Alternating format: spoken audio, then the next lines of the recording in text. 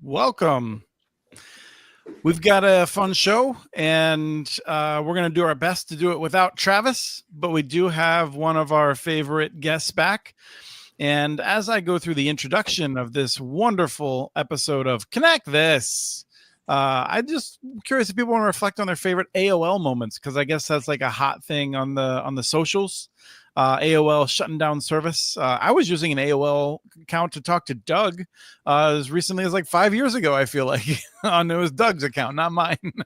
So let me introduce Doug Dawson first from CCG Consulting, who's also on a connection that's a little bit spotty today from Charter Spectrum out there in North Kakalaki. So Doug, what's going on?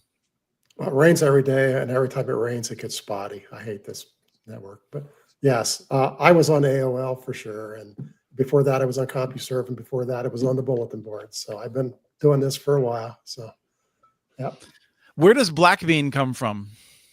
It actually came from when I signed up for CompuServe. That was my name on there. And I've just kept it for all the years. I kept it on AOL, and I keep it for my company. So everyone knows me by Blackbean too. Yep.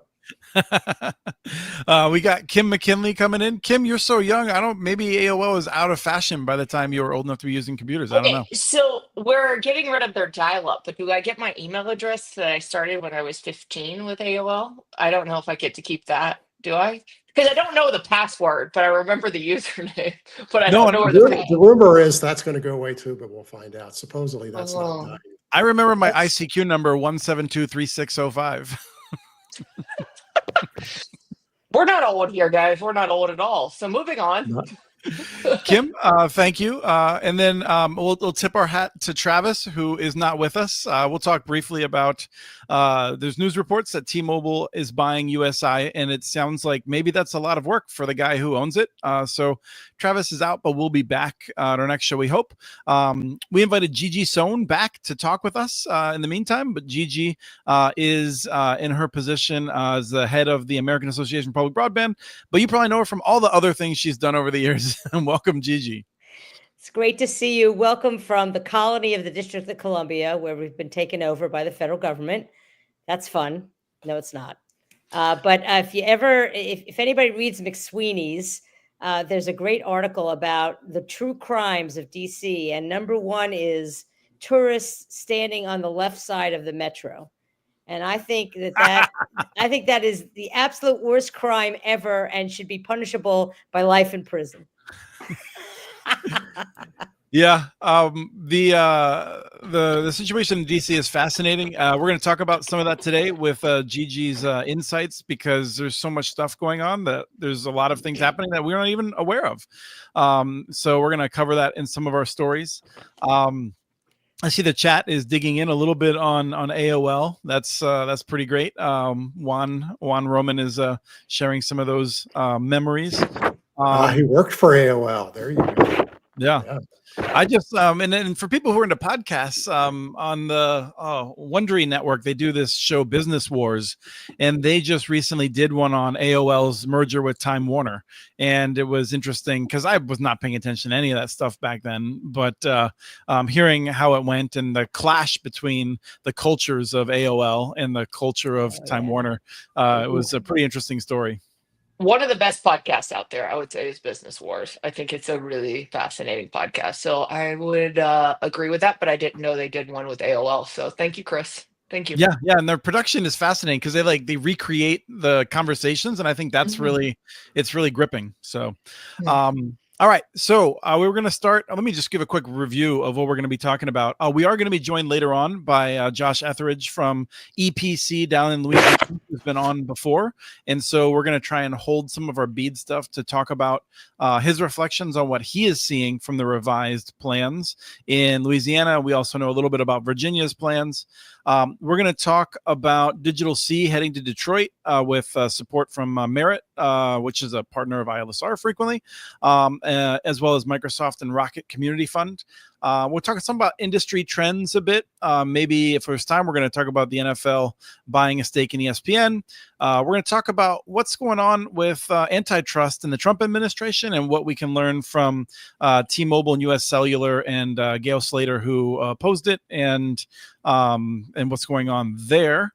We're also going to talk about T-Mobile buying U.S. internet here in Minneapolis briefly, although I'll say that we don't really know anything that we can share beyond what is kind of been reported or discussed on Reddit. So not going to be any sort of like huge revelation there for anyone.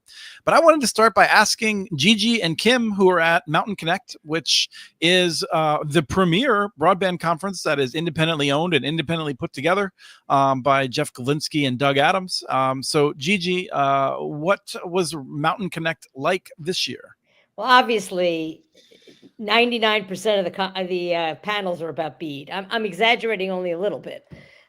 Probably at least half of them were about BEAD. There were actually, to my surprise and joy, because I love them, there were a lot of state broadband officers. Not as many as in the past, but still quite a collection, including both Tamara Holmes, Dr. Tamara Holmes, who is the Virginia SBO, and Vinitha Yengar, who was on a panel with me, who's the Louisiana SBO. And it was interesting because, you know, some people know they came out with their final proposals. In fact, Tamara came out with it like the last day of Mountain Connect. So there was a lot of buzz, a lot of rumors, but it was great to be around them and great to see them there standing in one piece, because what they've had to go through, you know, over the past, 2 months has been quite remarkable. Kim, how was your panel? I didn't do a panel, but thank you for asking, Chris. I think that it was, I know, what a waste. I think it was really interesting. I think, Gigi, you're right. I talked to a few of the state broadband office people. I won't call out names, but I do feel like they looked a little defeated. And I heard this from a few of them. They said, if we have to do this again, we're just done. Like they were like, we are done if something else changes. And they were pretty like vocal about it. But they are still out there and they are making some big progress. But I do think it was a conference that you didn't see as many people as you have in the past. But what you did hear is some really great conversations and people who are hopeful, but they're still a little hesitant because of what's happened. So I think that you are seeing what happened, and Gigi, you can disagree or agree with me, is that a lot of people flooded this broadband industry in the past few years because they saw the money coming in and they saw this really big opportunity. And you're seeing it go back to the basics of the people who've been here for 20 years plus and who just really want to build out this country. And although we are upset with what happened with BEAD, I don't think it's a bad thing that if you're bringing back to the fundamental of the people who've been here and know how to do this and are not just going after the money. I think that's a really good thing for this industry.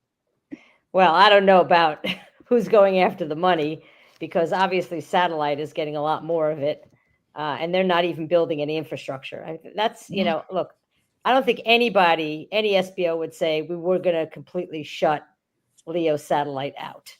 But for example, Louisiana was going to give 95% fiber, right? And the rest to satellite. And now it's 80-20. So I would say that Elon Musk is in it for the money. So, look, there was some weeding out, and maybe that was good. It wasn't very good for your state of Minnesota, Chris, where, 22,000 of 76,000 locations got no bids at all, and 10 fiber companies dropped out. So it really depends. It depends state to state whether, and it will depend as we continue to see these proposals, who got screwed and who turned out pretty good. Right. We'll talk more about that when Josh is on, because I raised that question with him and he had some insightful comments that I look forward to him sharing about what has changed in Louisiana with that's dropped from 95 to 80. In Minnesota, I think we just saw what happens with a lack of leadership, where the state really didn't react to the ridiculous RDOF result of LTD getting all of those funds. The state kind of didn't aggressively go after making more locations eligible, and I think we're going to have a really significant problem after this. I think Minnesota has handled this opportunity pretty poorly on the whole, so I'm not too surprised to see that result. Doug, go ahead. Yeah, I would agree with that. The interesting thing about it with all the broadband officers, because I've been talking to a lot of them the last couple of weeks, half the states are being very aggressive. They're getting as much fiber as possible. Others have already given in. Because they're getting directed by their governor to go to the lowest cost option on their original bids we're going to see. And it's going to be very interesting to see what comes out in September, because what these guys turn into NTIA may still not be what's awarded. This is just the first step. NTIA I think reject all that's a this stuff. huge point. I think that's a huge point, Doug, of like you're seeing these 80 to like 95 to 80, but what does NTIA really do with it? What if it turns out that it's well, let me push back a little bit on that, because the states are not moving forward before they have a meeting with NTIA leadership. Now, Right. That's not Howard Lutnick. And Howard Lutnick has his own desires, but they are kind of being, I wouldn't say pre-approved, but for example, one broadband officer told me that they were told, if your proposal has 95% of one technology, that's a no-no. Okay, so, there are some guidelines, but the two that have been issued did have meetings with NTIA, and they didn't choke and say, no way, no how. Now, and also importantly, they also have Republican governors. So what I'm telling people is, if you like what your state has done, then you need to get political cover by state legislators, state officials, the governor, whoever. Make it difficult for Lutnick to say no. Correct. And we are gonna come back to this. I wanted to switch over to T-Mobile buying this little network in Minneapolis. Travis isn't here, so I feel comfortable praising him. Hopefully he won't watch later. He's built a pretty remarkable network, and that was one of the things. We just had someone in town recently, and Travis gave us a tour, and afterward, that person who's helped in building networks around the world and done a lot of interesting things, he was just saying that it was really impressive seeing how Travis kind of made that switch from being a small operator to going much bigger and building out Minneapolis in the way that he has. A lot of ISPs aren't able to make that switch. So built up this really remarkable network. I want to say like on the order of like 60,000 subs and 200,000 passes or so. I always get the numbers wrong, but I think it's in that neighborhood. And T-Mobile has now bought it, which I don't know. Like, I wouldn't say that it shocked me, but I was super disappointed. I feel like it's sort of inevitable, but I was hoping it wouldn't be this year or next year. And so I don't know, Doug and Kim, if you had any thoughts on it. Well, Travis has been hounded by people trying to buy him now for 3 or 4 years in a row. The whole world is trying to buy fiber networks. So, he's had so many opportunities to sell. So he finally settled on one, I guess. So, it's not inevitable, but, he was really unhappy with interest rates and I think maybe he was ready to go try something else in life. So who knows? We'll find out when he gets back here next month. So.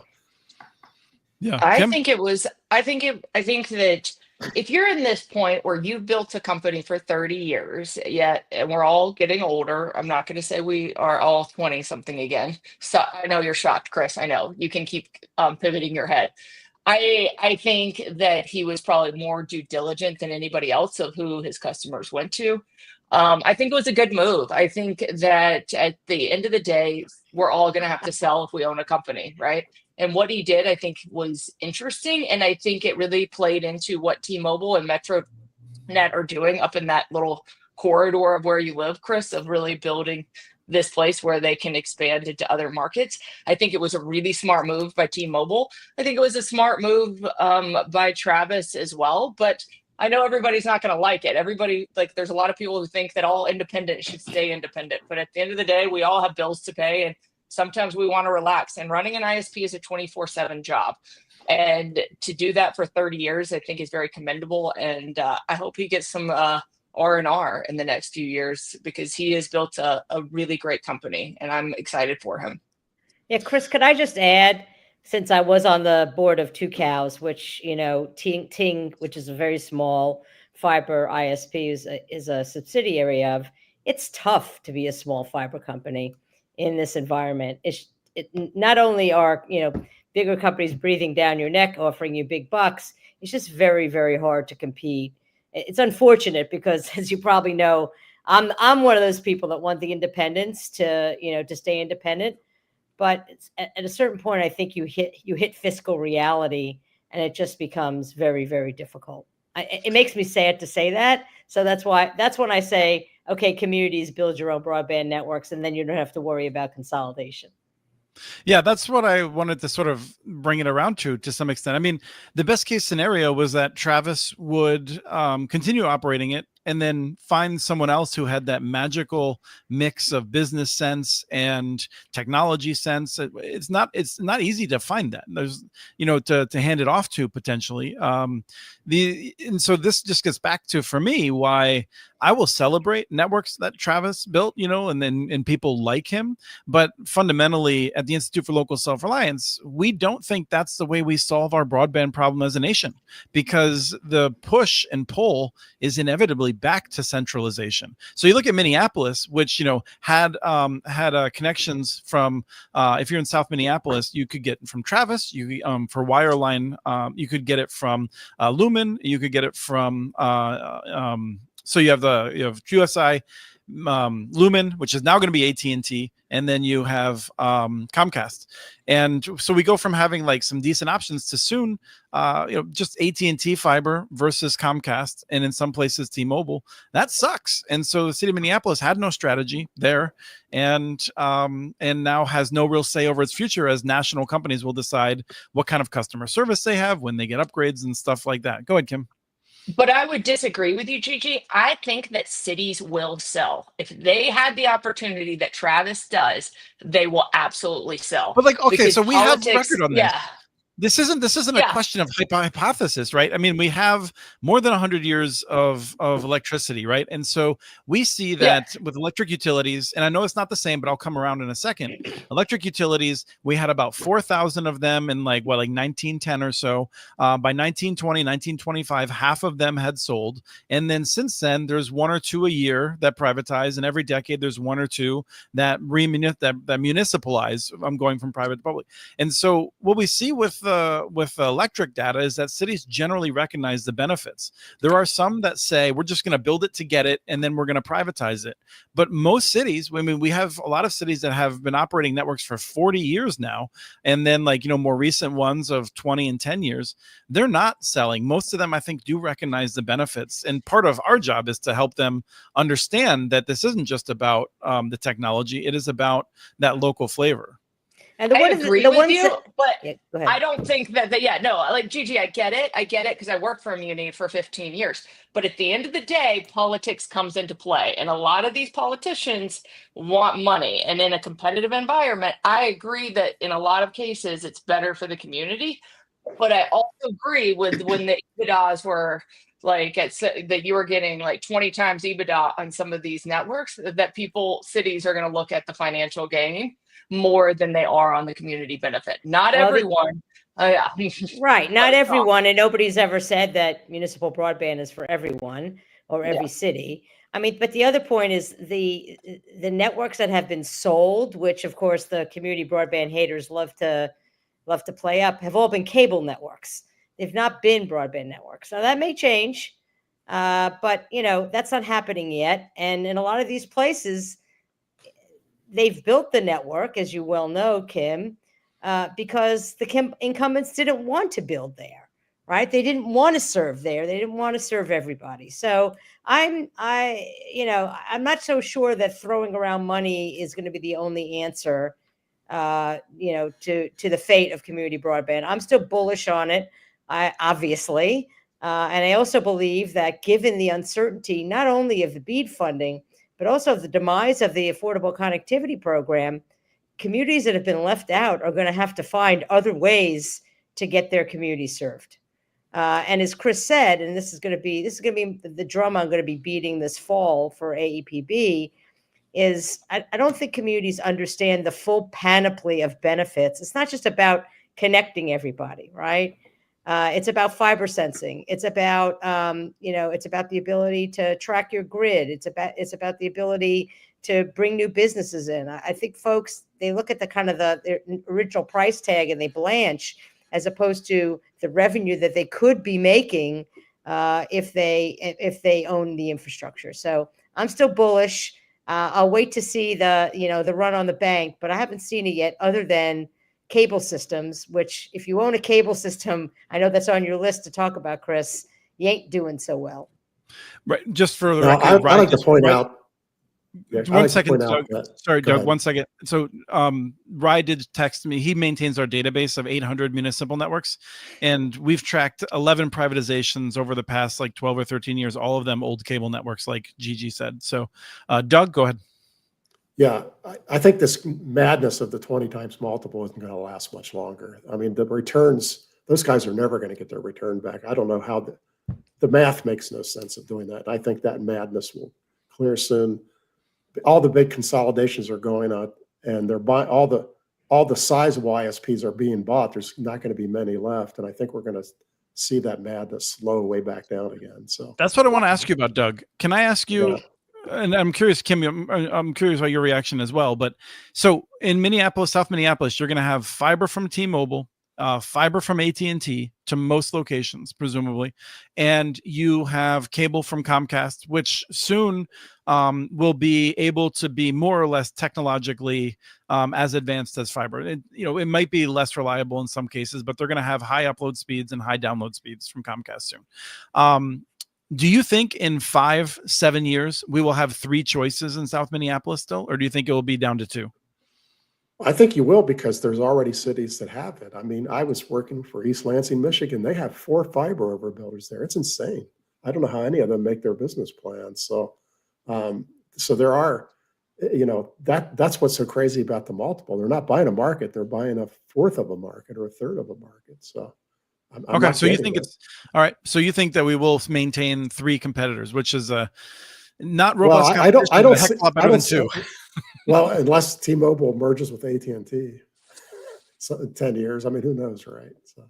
Well, that's what I'm kind of curious. They tried that once, didn't work. I know they did try that one. Kim, you were going to ask something, and then we're going to be moving on pretty soon. I don't even remember what I was going to say. Thanks, Chris. But I think it's going to be interesting. I do think that munis are going to make a comeback without this BEAD stuff. I've been saying it for a while. I think that the BEAD stuff almost killed munis. And I think that with the pivot, it has actually helped munis build more because they understand what's going to happen. But I think we've discussed this on the podcast. A muni in an NFL city, I think is going to be hard. And I don't think it's really going to happen to the scale that they want it to happen. Yeah, but I mean, I could be wrong on that. Yeah, we need the Sweden model, and people are all like, "Oh, you can't do it now." I'm like, "That's ridiculous! You can start putting conduit all over the place, and what you want to do is significantly lower the cost of entry for other providers to come in. Cities can do that; they just refuse to do it. And I think with the fiber optic sensing that Gigi mentioned, hopefully some of the cost calculus would change. But if you ask me, how am I going to fix how are you going to improve internet access in St. Louis? I don't know that I'm going to say the city should build a network. I might say the city should put in a ton of conduit and make it easy for multiple ISPs to come in and compete. And once they get consolidated away, make sure you have the space for others to keep coming in and have a vibrant market. I don't think that's the best solution of all, but it's a reasonable one for cities to hope for. Go ahead, Kim. But I think this is one of the things I found out the other day, that Minnesota is one of the states that you can do a general obligation bond for a fiber network without going to the vote, right? And I think that puts like Minnesota in the spot to get more muni networks than other people if they have that leeway. But it also comes down to legislation in your state and how easy is it to build these networks as well. But I do think, and I know you guys are not going to agree with this, I get the fiber optic sensing. I think it's amazing. But coming from cities, do they have the skill set in the house to actually deliver on doing that? That is some of the problems with, there's some great technology coming out on fiber, but it comes down to cities have a finite budget, and are they going to hire somebody to really use the capabilities that this fiber network brings to their community? And I think that's going to be a game changer if cities can start hiring people to utilize the network, because we know it's there, Gigi, I get that, but utilizing it is a whole different ballgame. Yeah, well, Gigi? look, I mean, what's great is, I mean, I agree with the hesitancy, and a lot of this, it's in some ways it's less about policy and more about leadership, right? Because you look at a lot of blue states, they don't have any restrictions on building community networks, and yet they're not building, right? I think I understand that New Jersey, Vineland, New Jersey is finally building something. New York, thanks to Josh Breitbart, their SBO, who's just been a total leader, they're building. But a lot of these states, like Minnesota, that doesn't have much in the way of restrictions anymore, they're not. I think a lot of that's about leadership. The good news is you don't have to have in-house expertise anymore. So one of the newest AAPB members is a company called Pivot Tech. And they design, they build, they manage, they have zero interest in ownership, right? I want to see more Pivot Techs around the country. So if you have that leadership that understands, I met this kid, and literally is a kid, I forget his name, from Kendall County, Illinois. He's like 28 years old, and he's partnering with Pivot Tech, and they're building a network in this bedroom community of Chicago, because this guy's like a dog with a bone. But you don't have to run it yourself. You don't have to have in-house expertise. That's the great thing about the business models that are popping up for community broadband. But you're right, Kim, they have to get past the initial price tag. And if they don't get past that initial, and again, I want to make it my job this year to say, okay, the initial price tag may look high, but look at the revenues, look at the savings that you can get down the road. I don't think a lot of community leaders understand what broadband actually enables. I think Zach Bachman from Kendall County, Bachman, interviewed him and another person from November 2024 on the Community Broadband Bits show. It was a heck of an interview. They're doing really interesting stuff. Moving on, Digital C. Doug, did you want to say anything before we moved on? Okay. Digital C is going to Detroit. So Digital C is wonderful. This network in Cleveland that has been, I think, really super powered by Josh Edmonds, who has sought grants and aggressively looked at using wireless and fiber, but the Tirana product primarily to get high quality connections out to everyone at a reasonable price, and then really focusing on public housing and things like that as well. He had been in Detroit previously. He's going to be going back there with the product now and working with folks to be able to deliver a high quality service there. I think it's exciting. And again, if you told me that, here, Chris, here's a big check, and we're gonna have to figure out how to really connect the people that have been left behind in cities, I think a nonprofit, independent from the city, is a fairly reasonable way to go in places. Not because cities are incompetent. I think cities can do this, but frankly, cities need to do a lot to repair trust they have with their citizens in some cases. And in the meantime, having a nonprofit take this on is a reasonable way to go, and also resists that sort of privatization. I don't think there's anything wrong with building for-profit networks, but there is a privatization incentive there. So it's kind of bringing things together. Doug, did you have any reactions to this news? Well, it solves half the problem, because there's two kinds of low-income housing. There's public housing and there's low-income housing, which are completely under different umbrellas of laws and rules. And so the truly publicly owned stuff is what they're going to do in Detroit. That's awesome, because there's quite a bit of it there. But then, ever since they went to Section 8 and all the other new rules, there's a ton of privately owned low-income housing, and that's a little harder problem to solve. I've been working on a bunch of folks to try to solve that. So it's harder for the nonprofits to come into that world, because each building's got a different owner. I mean, it's kind of a big maze. So But that's a really good start. Public housing is a giant pile in some cities. Some cities there isn't that much public housing. Some of them have gone almost completely to the other kind. So, but Detroit has a lot of it. So I think it's wonderful. So. I love that Josh, Josh used to be the head of digital equity for the city of Detroit, as you Yeah. alluded to before. And now he's sort of putting his policy into action. And I just think it's fantastic. I mean, I was taken by surprise, but really, really pleased to hear that he's moving to Detroit, and doubly. Well, the pleased. services, I'm pretty sure Josh is sticking around in Cleveland, but yes, the service is going yes, there, services, to be clear. Right. And doubly pleased that Merit is backing him up, because Charlotte Buersdorf at Merit and the whole Merit team, I'm so impressed with them. I'm working with them and Vivacity on a 4-county project to build middle mile and last mile in 4 counties around the Detroit area, including the county, I think it's Genesee, that includes Flint. And they're just an amazing positive force for the state. And I'm just so glad to see them as partners. Yes, Merit, which is the Research and Education Network in Michigan, is one of the foremost, I think, aggressive networks of that type that are trying to figure out how do we go beyond the 4 walls of the classroom in order to really help communities resolve these issues. They've had great leadership on that. We would not be where we are at the Tribal Broadband Boot Camps without them. They really helped us with the fiber curriculum in particular and have been great to work with. Kim, any thoughts on that? I just want to say Merit. I met this fellow here at a Merit, very small Merit conference. So we have to blame them for me knowing Chris. So. I think that we need to have a conversation, Doug, if you're starting to meet Chris at conferences, because that's a problem. I don't Chris. What do you want me to comment on? I don't know if you had any thoughts on Digital C in Detroit. I think that Josh Edmonds is. I would say he is. I'm trying to find my words, but I think he's an inspiration of what he has done and continues to do for this industry. And I think he's a force to be reckoned with. So I'm excited to see him go back into Detroit with some of his initiatives of low-cost housing, because as you've said, Chris, and others have said, this is not necessarily a rural problem of connectivity. It's also very much an urban problem. And for him to bring some attention to this, I think is a really important point that needs to be made right now as we continue to go, because we continue to say in this industry it's a rural problem, and I don't think it's just a rural problem. I do think it's a very big urban problem in some of these MDUs. You won't find anyone from ILSR claiming it's a rural problem. We get real annoyed at that, because there's so many more people in urban areas who have been left behind on this issue. And it is a much harder issue to resolve, with much more at stake for the parties involved. So it's harder on all sides of it.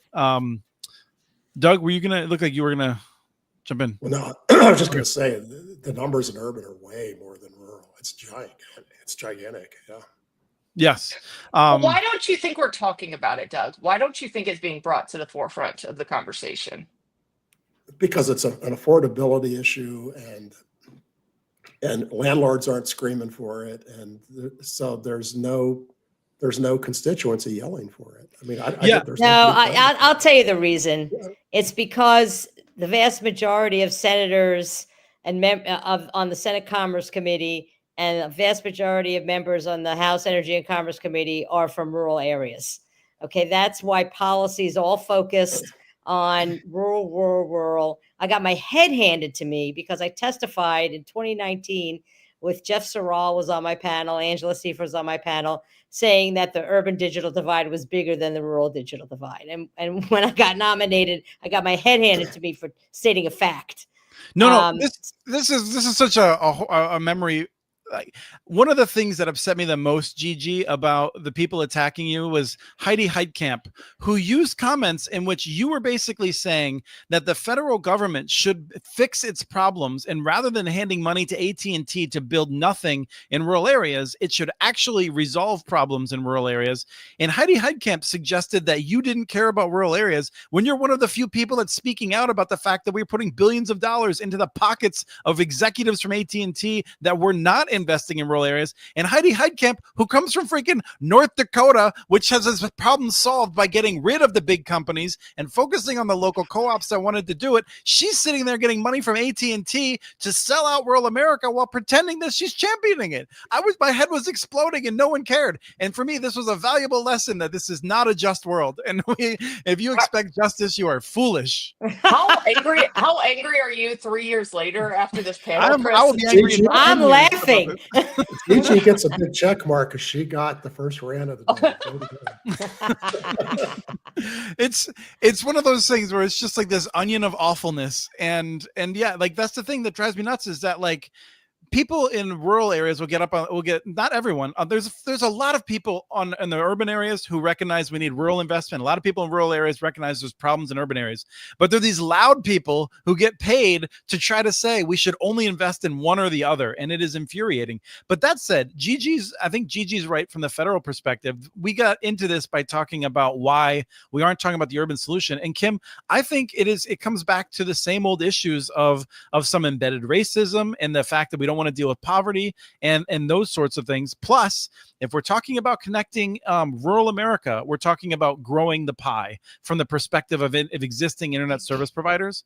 In urban America, we're talking about potentially introducing new competition, whether that is someone like Digital C that's going to focus on low income, but in 5 years, they're also going to be looking at the middle income neighborhoods as they expand. Comcast knows that. Charter knows that. And so they don't want to see new solutions that will solve the public housing solutions because they know that in the future, those solutions could grow to take some of their market share. And so they are following their logical conclusions. But for me, this is where I've lost my train of thought. There's somewhere I was going to go with that, but I've been talking enough anyway. So that's my answer. Digital C has been attacked by the incumbents.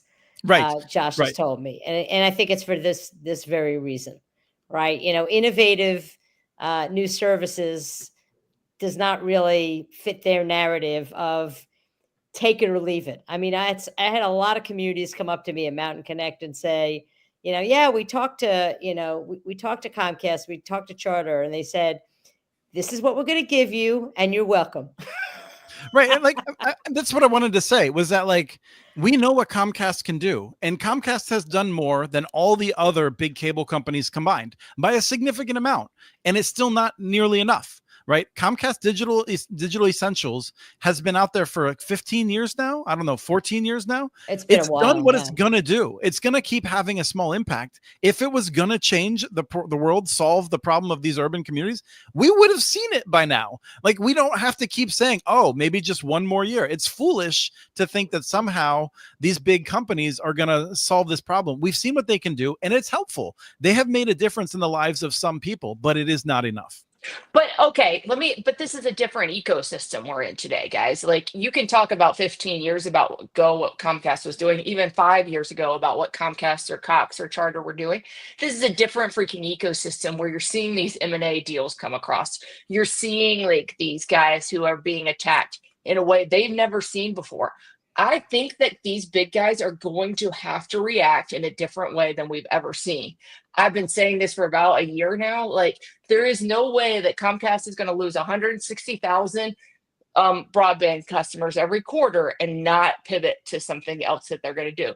Can they survive? I don't know. But I mean, as one of the biggest companies in this country, I think we're going to see some changes coming out of them. So you've been saying this for a little while, Kim, and to make sure that everyone's understanding, you're saying that cable will have more incentive now to actually make a difference.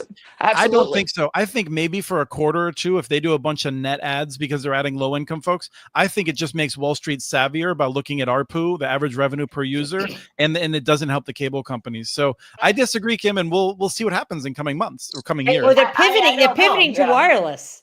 They're pivoting to that's what they're focusing on now is wireless, right? And a quad play.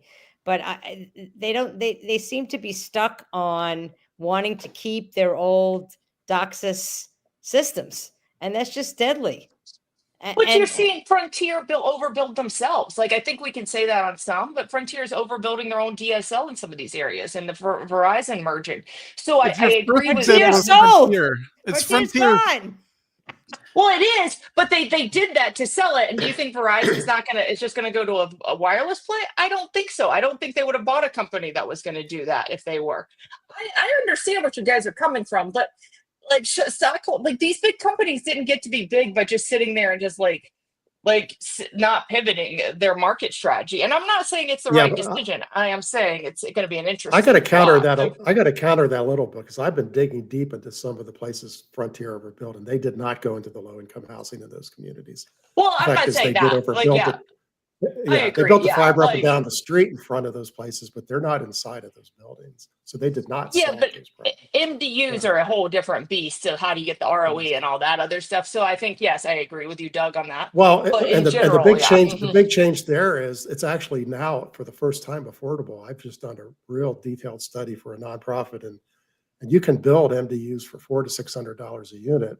There's a good return on that, even at low income housing. So it used to cost a fortune to build MDUs. That was the big burden, but it's But how do gotten you get far, past far the building cheaper. owners who have these Yeah, big deals too? I mean, like I I think that we know. can blame the cable companies, but there's a lot of people in this game. A lot of the building owners are the ones who are driving some of this because they want the profit share from some of these big guys Yeah. that they'll give. So we can't just like make it a one like blame game situation because I think Right. there's multiple parties at play here. Yeah, no, I'm glad that you're pushing the envelope with this, Kim. I appreciate it. I want to push past this item though and ask Gigi to tell us about Gail Slater and how this works into the stuff we're talking about here. So let me just take a step back and talk a little bit about how wireless mergers normally happen. Okay, there's a process at the DOJ, and the Assistant Attorney General for Antitrust, who is somebody named Abigail Slater, who I've known for many years. It's really quite a wonderful woman. She's worked for tech companies. She worked for Fox.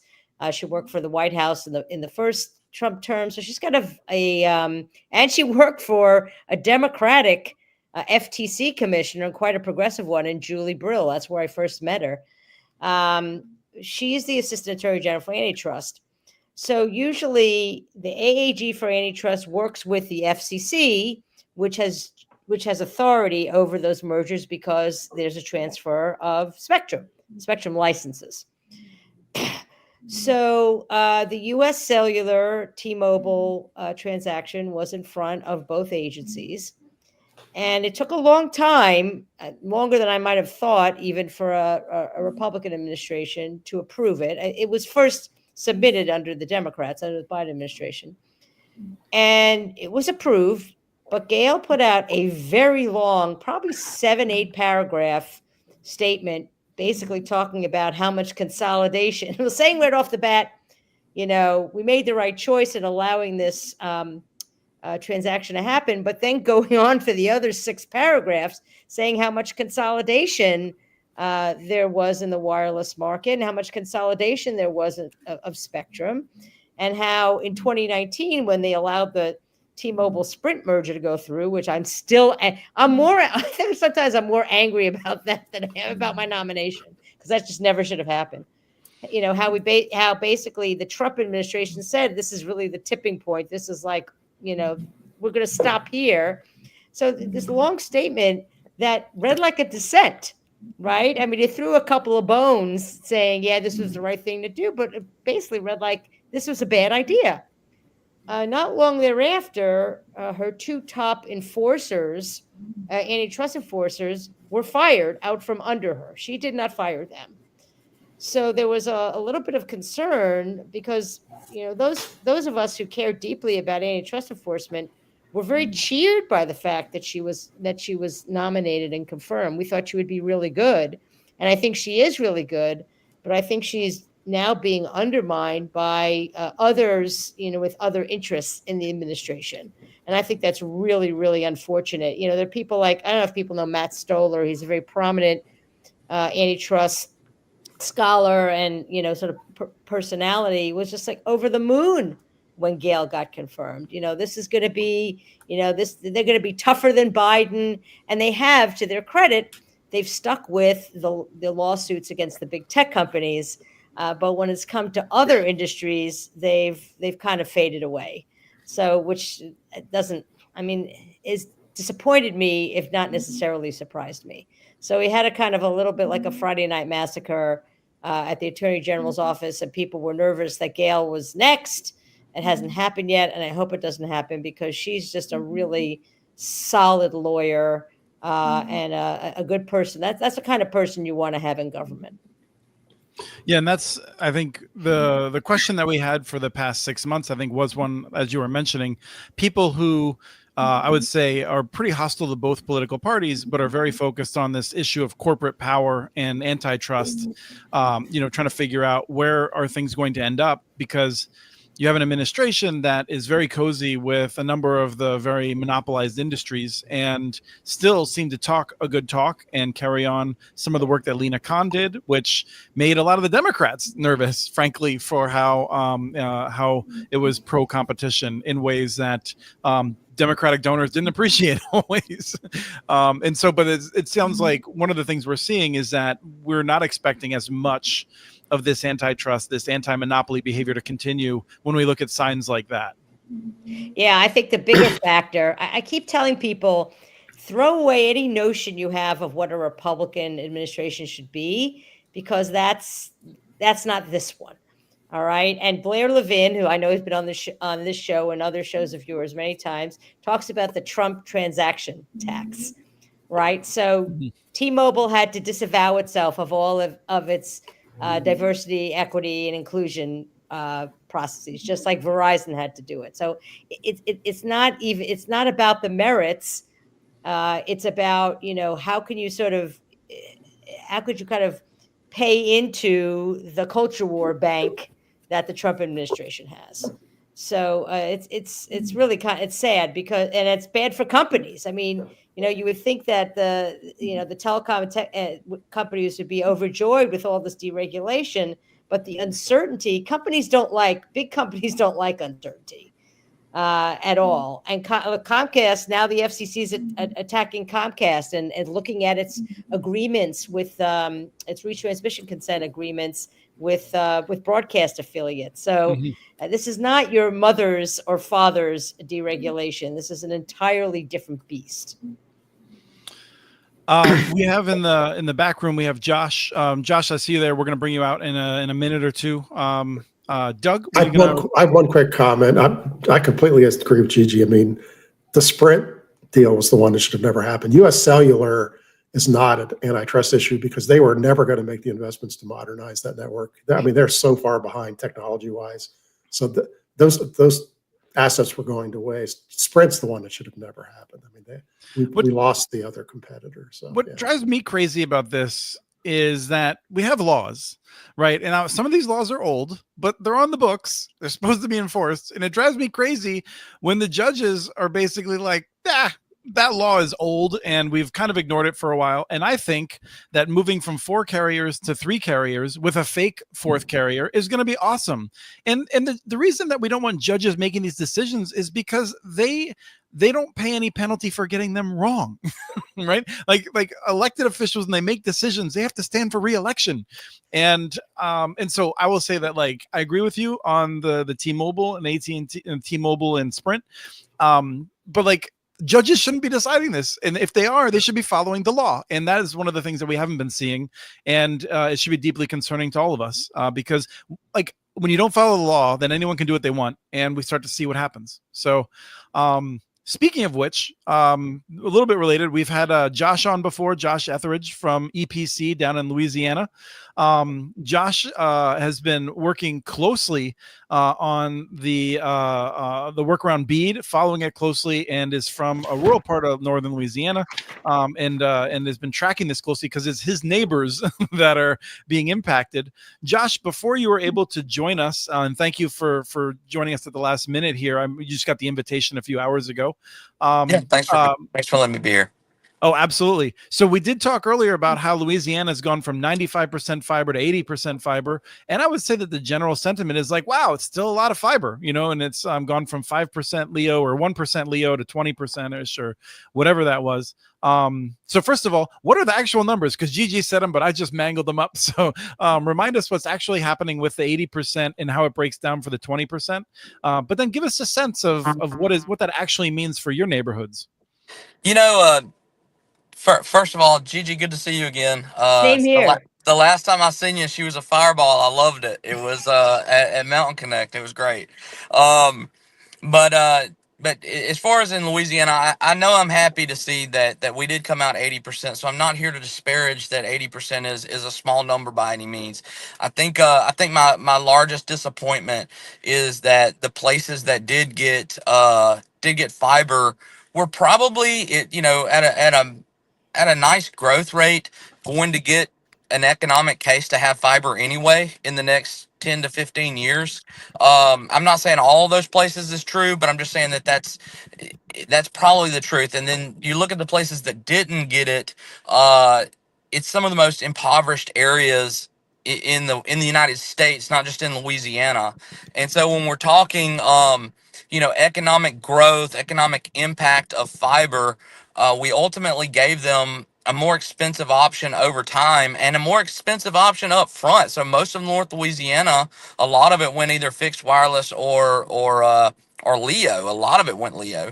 And if you start looking at those numbers over time, I mean, we've spoke about this many times, but I think that the Leos ultimately are a more expensive opportunity for some of the poorest areas in the state. And I think that's a really high hurdle to overcome. And I don't know how the federal government and their legislators are going to spin that to say, look what we did, kind of a thing, when the option they gave them is not even the what I would say scalable option that we needed, but also something that's going to make an impact economically in their areas. It's definitely not going to cause construction. Most of the construction in North Louisiana, I was exclusive to. I think we had scheduled $150 million worth of deployment. I think we have 25 now. So jobs are not going to be coming to North Louisiana at nearly the scale that we anticipated. Can we just briefly, I don't know if you know this on the top of your head, when you say, some of the lowest income areas, the most poverty, like these are people that have like what, $10,000-$12,000 a year maybe of like income that they're living off of, I'm guessing then? Yeah, you can look up East and West Carroll parishes and just look at those economic statistics there, and you'll see some of those areas, some of those downside the Mississippi River. They have, I forget all the parishes, but Concordia Parish and Tensall Parish, those numbers are pretty staggering. Because you can imagine then that's 10% of their income is going to be going to Starlink if they were to get it. Yeah.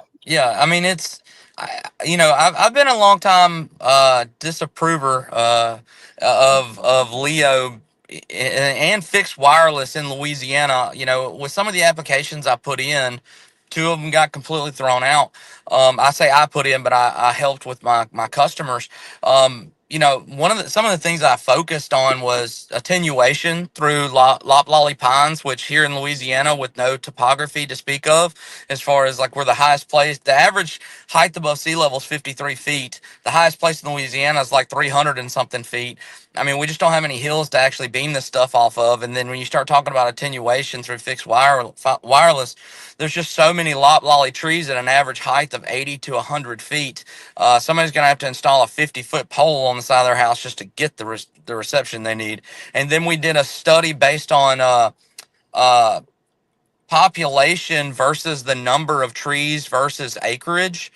And the truth is, you need 140 degrees of sight for as your Leos come over, and then you jump from satellite to satellite. Just to say it in layman's terms, a lot of these places don't have that, so they come to the decision of having these trees cut down to get more visibility, or getting a pole on the side of their house if they got fixed wireless, all of which is expensive. So, but let me ask this question. You have 85% or 80% they're still going fiber. Why do you think that, in your opinion, your applications were thrown out? when you're still seeing such a Oh, fiber we still, I preference mean, I there in still have Louisiana? several customers that won. I don't know what the answer to that is. Really haven't been given a reason yet. And like I said, I'm not here to bash. I think 80% is still good. I just think if you look at what the program was supposed to do from the beginning, it was supposed to affect change in some of the most impoverished areas and give people an opportunity to have what urban and metro areas have. And I just don't know that we accomplished that within that 80%. Also, you know, I would say if Louisiana can't do it, I don't know. I worry about the rest of the nation too. We don't have any rock. We have the softest ground around. If you look up how many companies like mine are in Louisiana, we have like a high amount. We're in the top 10% of states that have in construction companies such as mine. And so, you can actually see where we would have a lot of competitive, we're a competitive market. We're a very saturated market. So you should be able to deploy for the cheapest down here. So if you start looking at these other states and what percentage are they going to come out, I worry for them too. If we only came out at 80% and we have all these things, we have 1,800 tornadoes in the last 20 years or 40 years. And then you have like how many hurricanes and all this different stuff that all go against us using, not anything non-terrestrial. And so the idea that we didn't get higher than 80%, which, like I said, I'm not upset with 80%. I'm not going to bite the hand that feeds me, and I'm not going to say that this isn't getting to a point to where we're heading in the right direction. I'm just saying that, I would love to have seen, I would love to have seen more, but I would also worry about what's going to happen in these other states. And that's just me with a love for my community. I mean, I'm always going to want the best for this community. I started my company here. Although that we're a national company now, I still have a heart for this area, and I know personally people that will be left out of this and have been calling me for years saying, when am I going to get, when am I going to get? And I mean, I'm going to have to tell them, like, you've got, they're going to give the money to Leo. It was available to you yesterday. It's still available to you today. Gigi? Yeah. So, couple of things. I think Josh is 100% right. I mean, Louisiana has one of the best state broadband officers and offices in the nation. Like Vinith Iyengar and Thomas Tyler are both superstars, and he made lemonade out of lemons. Other states, also have superstars. I've had the privilege of working with probably more than half of the SBOs, and almost universally, I'm completely impressed not only with their intelligence, but the fact that they've stuck with it. They're With all resolved. this is a resolve, absolutely, and they just want to serve everybody in their states with broadband. However, there are other state, I'm hearing stories of other SBOs who are just like, screw it, we're just going to give the vast majority of it to Leo, and then Nebraska being one of them. I also worry about West Virginia. In West Virginia's original plan had 100% fiber coverage for every household in the state. And if you've ever been to West Virginia, trust me, that's what you need. It's one of the most mountainous and tree-filled states in the nation. And, as soon as Secretary Lutnick called Patrick Morrisey the new governor, he bent the knee. So you can expect that there's going to be a lot more, money given to Leo in a state that can least afford it. And I'm not talking about money. I'm just talking about as far as connectivity is concerned. So it really will depend. And part of the problem is that, the state broadband officer does not have, the governor does not have the state broadband officer's back. So a lot of it depends on who the governor is and the state officials. Do they have the SBO's back? And does the SBO even want to be bothered fighting? Because it is a fight. And Gigi, I'll say to that, Gigi, sorry, 1 second, Josh. I just Yeah. wanted to, Gigi's going to be leaving us in another minute or two. So I just wanted to warn everyone. Thank you, Gigi. And I know you have a conflict here. So when you drop, But until then, we'll let Josh continue. Sounds great. I'll stay on for a couple more minutes. Well, I'll say that Louisiana did have a governor that stepped out right out the gate and made his voice known. He's on the governor's council for the president. I mean, he has been supportive this entire time. And so, to get 80%, that's why I say some of these other states that doesn't have that governor support, that doesn't have a Vinith or a Thomas, to put these things together, that has the resolve they have. I do worry about those things. Kim, I was going to ask you, are you concerned at all about, the fact that we're going to have this tiered approach to deploying this fiber, now that everything's going to come out at once and everybody's putting bottom dollar on this thing? It's a race to the bottom, and they're basing all this on a market where it's pretty saturated with people that do what we do. And the ISPs and the ILEX, the CLEX, they're basically all saying, I'll dictate the price and you'll build it for that. But I don't think that's going to be the case in the next 6 months. I think that's a very big concern, Josh, and you're not supposed to ask me questions. By the way, I'm always supposed to ask you questions. Isn't this how it works? No, I think that's a problem that you experience. We experience the attack of a commoditization of construction. And I think what I say from being on the ISP side, and I have to say it loud and proud, the take rates start with picking the best construction provider. If you do not have the best construction provider, then you will not get the take rates, and you will spend hundreds, if not millions, on the back end of trying to gain those take rates, where I think that people think that everybody who does construction does the exact same way, the exact same pace, and that is not the case. Customer acquisition happens when that first shovel hits the ground right in front of somebody's house. And I think that is where you're going to see a differentiator of people who understand that. And I think you're starting to see that, Josh, with all the PE money that came into some of these ISPs who cannot get the take rates now, that people are understanding that this is not a race that you can just cut costs at every corner and still get the take rates that you desire. There is a science to this, but unless you've been here for a hot second, you don't really understand that. So do you think the failures are going to come after you think they are? Absolutely.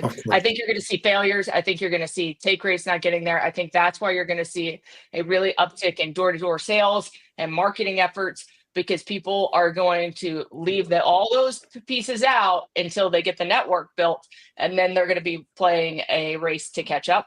And I think that is going to be detrimental to this space, where I think you're going to see more M&As happen because people did not make good business sense in the beginning.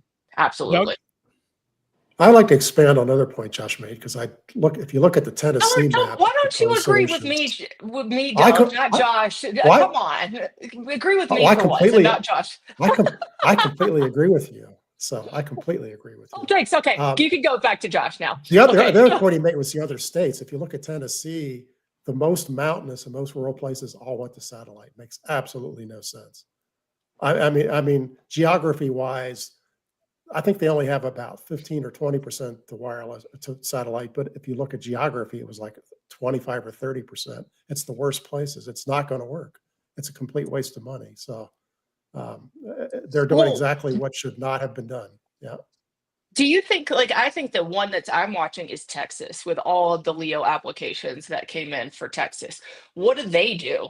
Because they're just kind of like you, Josh, they're more apt for construction than any place else, but they're getting hit hard with these LEO applications. So I'm just curious of what's going to happen in Texas. I think that's where my mind is right now. I think you're going to see Texas split into basically 3 sections. You're going to have this dirt wide open area where LEOs make sense. It's extremely rural. LEO's going to make sense. You have a complete view of the sky. Even fixed wireless is 100% going to be a play there. I think that you're going to see some central Texas where the rock is very prevalent. Deployment, if it can't be via aerial, is going to be just prohibitive. And so, those fiber providers that have pole access or willingness to get those APAs, I think that they'll survive and they'll move forward and they'll be competitive. And then East Texas is going to start moving more towards Louisiana. The dirt kind of shifts. You can actually get terrestrial fiber under the ground. It's going to be that's a place where I would bet they have high pines, a competitive market. I think that's the right mix that we should have seen a lot of Louisiana in, but I think it's going to be split into basically 3 sections. I made a prediction that we would see fixed wireless not doing as well under the new rules, and we would instead see satellite LEO really taking the share. I feel like that's what we saw in Virginia. I feel like we kind of saw that in Tennessee. I don't think we saw that in Louisiana, where fixed wireless did okay. I would say. You think that's right, Josh? What are the trends you're seeing? They did pretty good. 499 million. They got probably 30 million of it. That's not terrible considering like I said, I mean, there's no place in Louisiana you're going to go and not see a loplolly pine at 80 to 100 foot. And they're notorious for attenuation. And so I'm really surprised I will be interested to see what Toronto equipment can do versus the loplolly pine. I don't know how well it's going to go. I wonder what kind of buy-in you're going to get from the people. I think that there's people kind of rallying. I think there's people going like, yeah, WTH. I was supposed to get fiber and now I'm not. So I wonder, after it gets turned up, if they're going to be happy with their service or not. It may take a year to kind of figure that out. Yeah, we'll see if we can get them from WTH to WTF over time. Yeah. Doug, it looked like you were leaning forward there. Yeah, I think it's going to go state by state because the early states gave very little to the fixed wireless. But when we get through the Midwest, I think you're going to see a bunch of it. So Can you say that again a little louder, Doug? the early states that have come out are all have bad terrain for wireless. I mean, so Virginia doesn't either have good. But I think when we get to the Midwest, we're going to see a lot more fixed wireless. So they're going to do a lot better than they would have before the change of rules. So and That's an honestly, interesting rightfully point of so. view. Yeah, I think that's really interesting because you haven't seen fixed wireless come to the table no, yet. not yet. And I mean, yeah, without the mature trees, then I could see that they would win a lot more in those areas. Yeah, good point. Josh, what were you saying? I was saying I agree with Kim. I think I feel like that's going to happen. And it would be rightfully so. That when somebody asked me what I thought on a national level of how this thing was going to play out, I haven't traveled to all the states. I've been to most of them. I could almost, knowing the geologics of each state like I do in the trees and all, I could almost pick out where I think fixed wireless, LEOs, and other things, and versus fiber was going to be prevalent. And then there's going to be some split decision places where it's just going to be up to the providers and how deep they want to go and what their debt horizon is going to be. But I think that those swing areas like that, you can name those too. They're going to have some heavy geologics with rock and all, but they're also going to have, like Doug was saying, they're going to have some mountains and high trees. And so that's where you have to do some, how good are these poll agreements and what's the weather impact going to be? Is this an area known for tornadoes or hurricanes or whatever? So there's some split decision areas, but then there's areas like she was talking about that's just, wide open plains and they should be using fixed wireless and LEOs. So that I get it.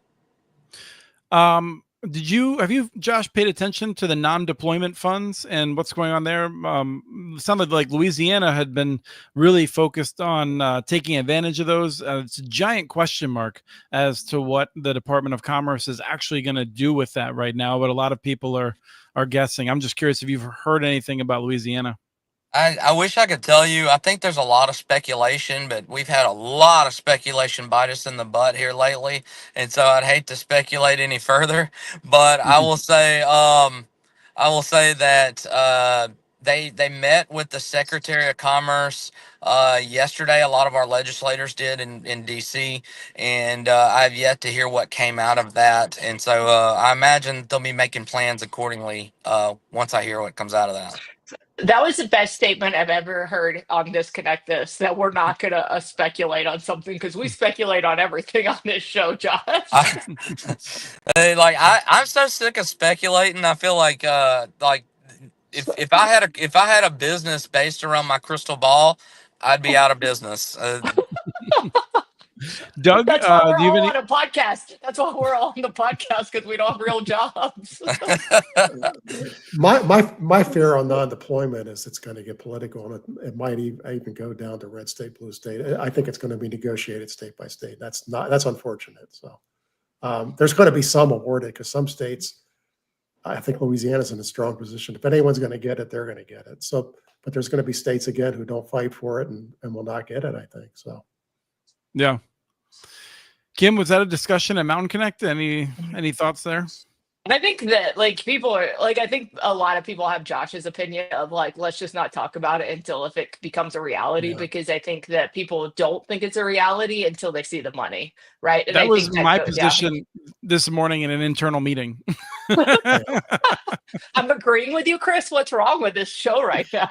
I kept the secret just to see what you'd say. Okay, we're gonna delete this episode from the long-term string of tapes. We're not gonna allow this. Yeah. I do want to turn to the industry trends soon. A pair of articles that Doug wrote was related, and so Josh, if you want to stick around for another couple minutes, but also if you got to go, we can cut you loose. Yeah, guys, I've got to jump, but Okay. I've enjoyed it, and if I join again, y'all just let me know. Thank you so much, All right. Josh. Bye bye. He has a Doug, job. Josh has a job, is what we just learned. Yeah. I looked at your piece on whether FWA fixed wireless will run out of gas, and to me, it also just made some interesting points about how it's been 2 years since I think we included industry predictions that fixed wireless would kind of run out of gas at the end of 2023 or maybe in 2024, and in the meantime, the cable companies are losing. The telephone companies like AT&T are actually at a net addition of subscribers again, despite continuing to have DSL losses. So what's going on that I didn't just cover? Well, fixed wireless just keeps kicking butt. I mean, they add 900,000 customers a quarter, and it's not slowing down. It actually sped up. So, they're big. I think they might have a whole lot of gas left because they're winning the spectrum battles. All those auctions we're talking about, that's for FWA. That's what all those new auctions are going to be for. Yeah. You're primarily talking about fixed wireless from like T-Mobile, AT&T, and Verizon. Cellular. Yes. Right. Cellular. It's the licensed spectrums that are the ones that are doing it. So, So I think they're going to just keep on growing. They have cheap prices, and as long as you live within 2 miles of a tower, you have really good service. Boy, the second you get it all sketchy on connectivity, it's not a good service. But well, that's what I've been wondering, because I know I've talked before about how I'm on a reseller on Verizon, and the service is getting worse and worse and worse, and I have to wonder if Verizon has less margin because they're selling more home wireless service, and so they have less. Well, and I think that's exactly what happens. I mean, one home uses as much broadband in a month as like 50 cell phone customers. It really eats a cell tower up. So, but if they add more spectrum in, then they can fix that problem. I think this is a discussion of where people are not educated into the broadband space like we are. Unfortunately, they don't watch Connect This as much as they should, Chris. But I mean, I was having coffee with a friend of mine yesterday who's a physics professor, and I was just telling him that like 30% of the country, during COVID didn't have access to robust internet. And his first response was, well, didn't they have a cell phone? And I'm like, that was really interesting to me, because like it goes into what we're seeing in the marketplace where this sector is growing, because people don't understand that a cell phone connectivity is not necessarily as robust as fiber. They might get it, but they don't understand the vast differences of the two, right? And I think that is an education problem. And by the way, at the beginning of the call, when my charter was so terrible, I switched over to my cell phone. So I've been on that during this session. It's still sketchy too, but it's not as bad as the cable was. So yeah. It's just interesting. It is interesting because I always say this, that nobody cares about broadband as much as we in the industry care about broadband. I mean, at the end of the day. No, it's right. If you care about a foundational thing, I make the analogy sometimes to concrete. If you're running a city and someone's talking about concrete and you're like, what do I care about concrete? I'm like, oh, I don't know, maybe just because it's the foundation of literally everything that your city rests on. But at the same time, it's boring and no one wants to talk about it, So although I'll say that in Juan's defense, the Romans were awesome at it, and there's a lot of interesting stuff coming out on that. So really dumb joke.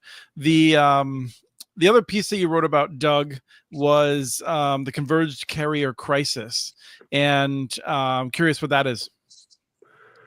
Well, we're at the point now where the biggest 5 guys own 90% of both the wireless and the wireline market. I mean, everyone else doesn't really matter when it comes to policies or rules. Those 5 companies own almost every customer.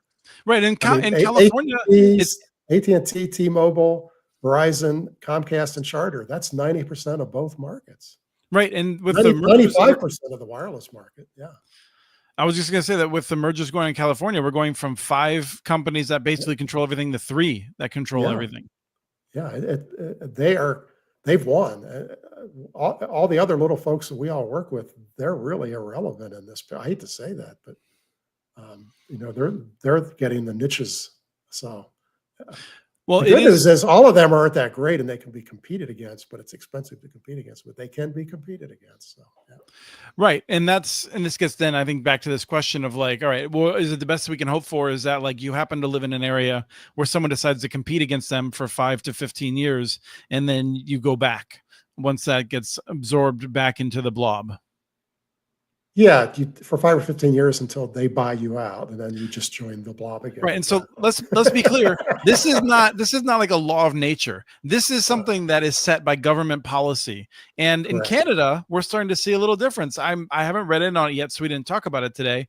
But Canada is making an extraordinary step. Canada, so like for all the people who want to talk about how the U.S. sucks at telecom, Canada's been worse at it than us. One of the few highly developed countries that pays more for less than us. But it sounds like they're doing something about it. And Doug, the way your face reacted there, it sounds like you're watching it.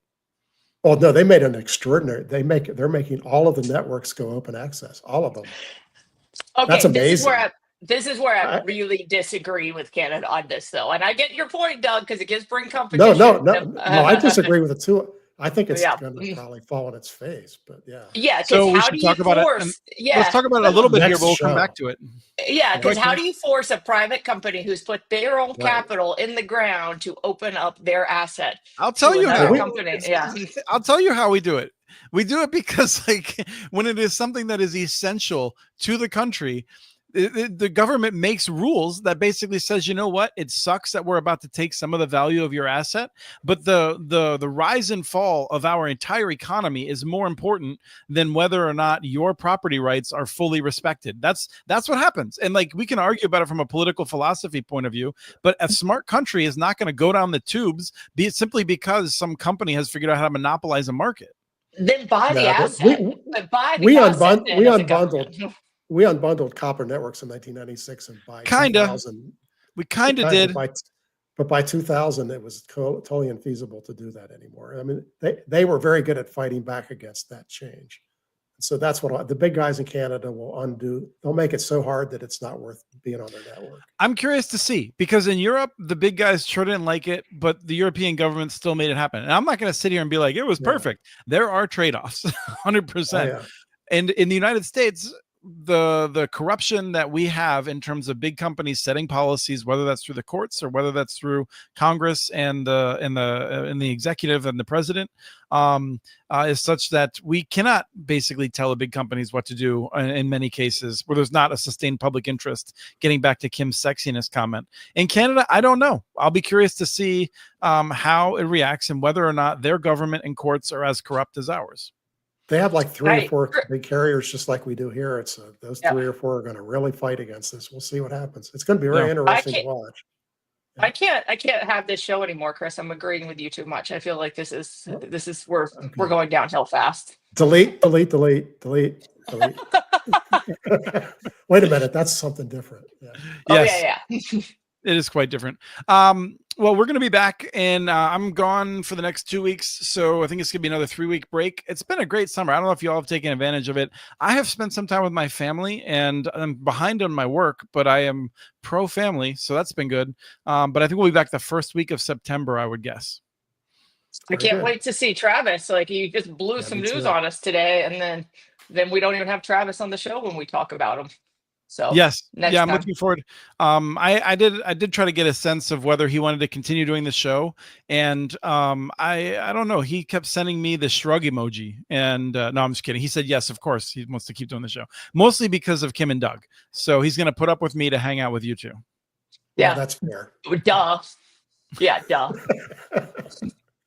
Well, this has been another fun episode. I want to thank Gigi and Josh for coming on. I want to thank Doug and Kim for not abandoning me when they found out that Travis wasn't coming. And thank you all for tuning in, jumping in the chat. Ryan, I hope that your Starlink works better for the afternoon. Yeah. And Okay. it's been another fun episode of Connect This.